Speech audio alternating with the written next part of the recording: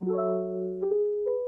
everyone, it's Ashton and welcome to another video. So, recently we talked about people who had unexpected friendships, so be sure to check it out.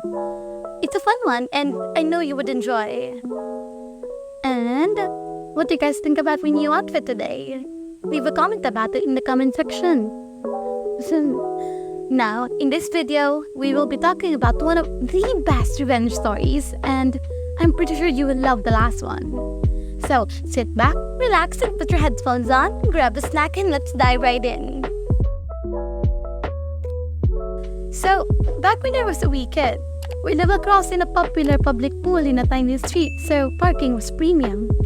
We sometimes had issues of people parking across our driveway, but we are pretty chummy with the public pool owner and would just get him to put the message out over the loudspeakers, and the people would come over, apologize, and move their car. However, after one afternoon coming home from school, this person had the audacity to park in our driveway, in our garage. My dad was dumbfounded. We went over and put the message out as per usual, and this woman in her 30s came over in a huff and said she would fix it when she had finished her exercise routine. So my dad just parked behind her and we went out for dinner for 4 hours or so.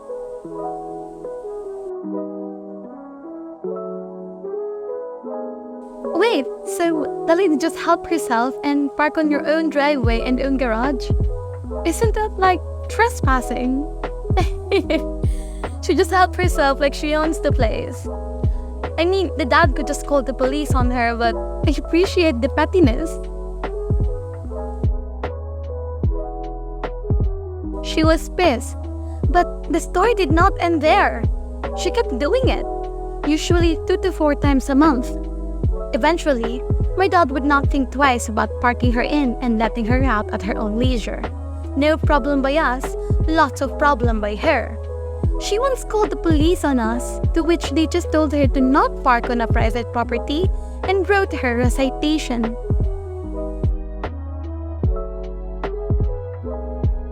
Okay, wait. Not only this isn't just a one-time occurrence, it became more and more often. And the dad still haven't called the police on her. In fact, she has the audacity to call the police herself. And all she got was a written citation. Like that's ever gonna work. Crazy. Wait, there's more. One Saturday morning, she had the gall to park us in our own driveway. Dad had had enough. He made sure he was doing her laps, grabbed the coat hanger, jammed the car open, and dismantled the passenger seat. What? Taking it out and leaving it in the curb in front of the pool exit. He then sat on our front deck, sipping his tea as she came out in the pool to get her car. She walked past the passenger seat without a second glance and scowled at him as she opened the car to get in. She then did a double take as she went to put her bag on the seat. She freaked out, realizing that my dad had had the access to her car and belongings this entire time and done nothing about it until now. She ran over, grabbed her seat, put it in the boot, and drive off. Never heard from her again.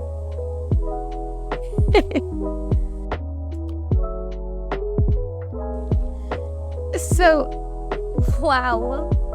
I'm glad she's all over it, but the dad's pettiness is what gives the story a flavor. Imagine the look on her face when she realized this man can single-handedly dismantle her car. Or he could just get it towed. Either way, she's Now, on to the second story. I want you guys to get comfortable. This is a really good one. Alright? Snacks ready?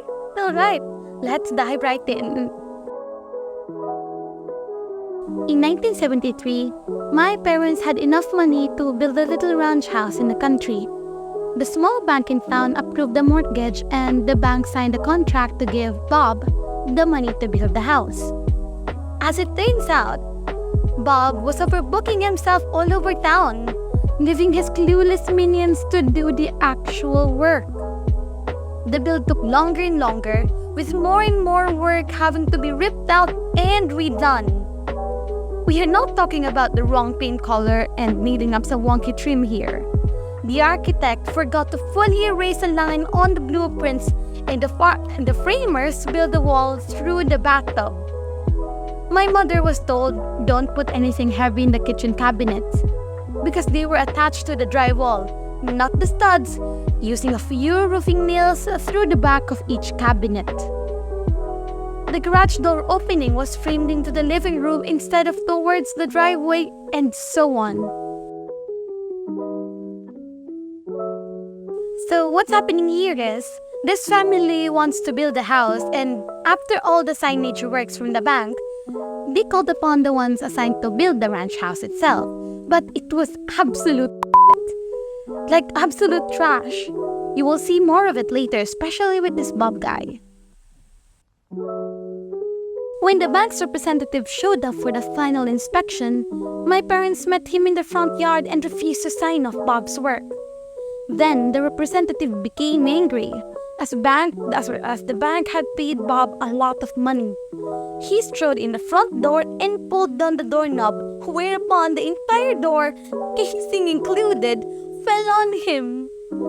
It had simply been wedged, not nailed into place. The bank called Bob, who finally showed up to supervise the work himself. The only problem was Bob wasn't even any better in building a house than his minions were. My parents still refused to sign off on the house. So, not only is this Bob an absolute loony, he's as stupid as the workers he put up to work. And can you imagine when the representative came in and the door just detached? That's how badly built the place are. My mother was an SHM. I'm gonna be honest with you, I have no idea what that is, so...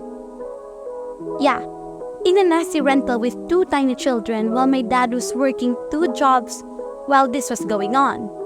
Throughout the entire process, the bank and Bob treated them very poorly, bullying my mom and lying to my dad. What should have been an exciting time for my parents was ruined. My mom cried a lot. My dad got depressed. So, and this is the part where things got a little difficult because I can't imagine how much the writer or the one who made the story must have felt seeing her mother or his mother cry along with his or her father getting depressed. It must have been a difficult time, especially with Bank and Bob, kinda making things a living hell for them. But do not worry, things will go for the better, especially after the progression of the story. So, tune in.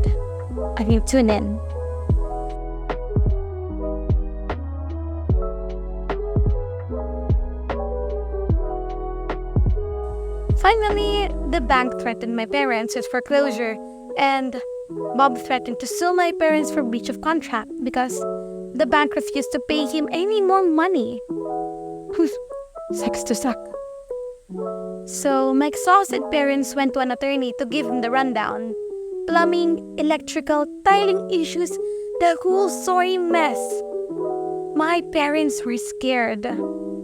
All they had was a small down payment savings, so if this became a lengthy court battle, the bank and Bob would win.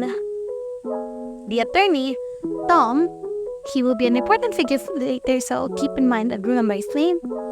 He was kind, but my dad said he could tell that he and Mom were doomed from Tom's facial expression as he sorted through the paperwork.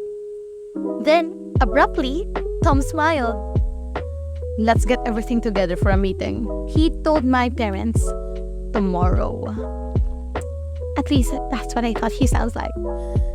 So, my parents, Tom, the bank's representative, the bank's attorney, Bob, and Bob's attorney met at the bank. Okay, it's about to get real.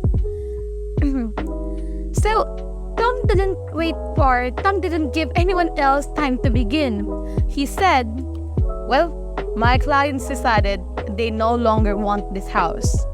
Please remove it."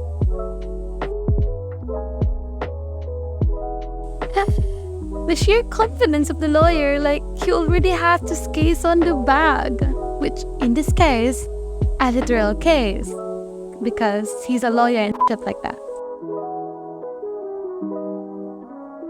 So everyone else starts to laugh. "Remove it. Have you lost your mind?" Tom, in a sweeping, theatrical gesture, placed the deed on the table. "My client owned the land the house is sitting on outright. They no longer want the house. Get the house off my client's land." Bob's attorney stared at the deed and then stared at Bob. "You build the house on land you do not own." Then Bob nodded. The bank's attorney started yelling on the bank's representative. "You didn't finance the land the house is on." The representative stammered. No." Tom said firmly, "As I said, gentlemen, you're trespassing on my client's land. I expect the house to be removed and the land returned to its original state at once." I cannot with this lawyer. It's like Gandalf and the guy from Ace Attorney had a love child. And the chaos from the courtroom, I cannot. My dad said he'll remember the blank looks from everyone on the other side of the table, pressed to one another for his whole life. Sure, the bank would foreclose on a house that wouldn't exist by the end of the week, with no way to recoup the money. They didn't even own the land it was on. Bob was out of 50% he paid out of the pocket. Plus, he was on the hook of tearing down the house and removing it. On top of that, the bank would undoubtedly want him to repay the initial 50% they'd given him. Sucks to suck, Bob. Sucks to suck. Could they have gone for my parents? Sure. A foreclosure means that they will have a bad credit for my parents moving forward. They might lose their down payment. But to sign off on a house in its condition at the time that would have meant thousands and thousands of dollars in cash to replace and repair everything from roof to basement before the house could be safely lived in. The bank knew my parents didn't have that kind of money. They're the ones who approved the mortgage after all. Suddenly, my parents were good people. It's all such a misunderstanding, and the bank and Bob couldn't do enough for them. The house was brought in line with the original blueprints and specifications immediately, at no cost to my parents, but at considerable cost to Bob. My parents signed the mortgage. Bob got the rest of his money and just about broke even on the bill. The bank's representative was fired. I kinda see that coming. And Tom, attorney extraordinaire, got a stinging tale of triumph to recall to his fellow attorneys for the rest of his life.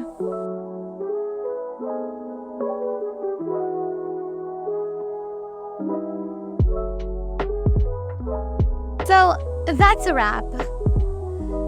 See, I told you the last one is really good.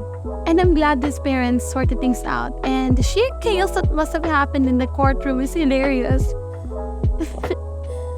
So, that's all for today, everyone.